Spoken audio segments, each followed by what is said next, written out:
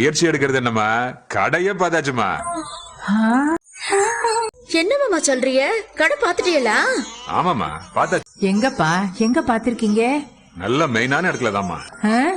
சரி சரி. மாமா பெரிய கடையா? இப்ப சித்தப்பா வேலை பாக்குறத விட நல்ல பெரிய கடை தான். இல்லண்ணே, இப்ப அம்புட்டு அவசரமா நீங்க எனக்கு கடை பாக்கணுமா? டேய், நல்ல விஷயத்தெல்லாம் தள்ளி போடக்கூடாதுடா, சட்டு புட்டுன்னு செஞ்சிடணும். ஆத்தா, நான் இன்னும் மச்சாங்கிட்டையும் அக்கா கிட்டையும் இத பத்தி பேசவே இல்லையே. ஏண்டா, ஒரு நல்ல நாள் பார்த்து சொல்றேன், போய் பேசுறியா?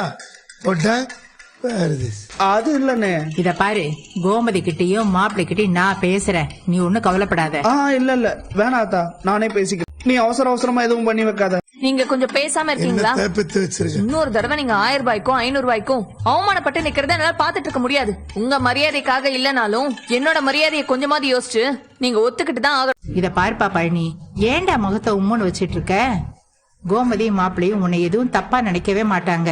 நீ ஏன் இதையும் யோசனை பண்ணிட்டு இருக்காத. சின்ன பையன் கதிரு, அவனே சொந்த கால நிக்கணும்னு அவங்க நினைக்கிறாங்க. நீங்க நின்னாலுமே அவங்க சந்தோஷம் தானே படுவாங்க.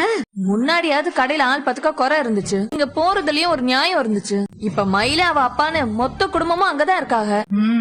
இதுக்கிடையில நீங்க எதுக்கு அங்க போகணும்? இன்னும் கொஞ்ச நாள் போனதும் இங்க கடைக்கு வர வேண்டாம்னு அவங்க சொல்லுவாங்க. அப்ப என்ன பண்ணுவீங்க? சே, அப்படியெல்லாம் சொல்ல மாட்டாங்க. அப்படி சொல்லிட்டாங்கன்னா அப்ப ஒண்ணும் பண்ண முடியாதுல்ல. அவங்களா ஒதுங்க சொல்றதுக்கு முன்னாடியே நாமளா ஒதுங்கிக்கிட்டா நல்லது. இத பாரு, நான் திரும்பவும் சொல்றேன், சண்டை போட்டுட்டுலாம் அந்த வீட்டுல இருந்து உன்னை யாரும் இந்த வீட்டுக்கு வர சொல்லல. என் மத்த பிள்ளைங்க எல்லாம் நல்லா இருக்காங்கல்ல, தொழில அது இதுன்னு செஞ்சுக்கிட்டு. நீ ஏன் பிள்ளைதானடா, நீ நல்லா இருக்கிறத நான் பார்க்க வேண்டாமா? நீ சந்தோஷமா கடையை நடத்து.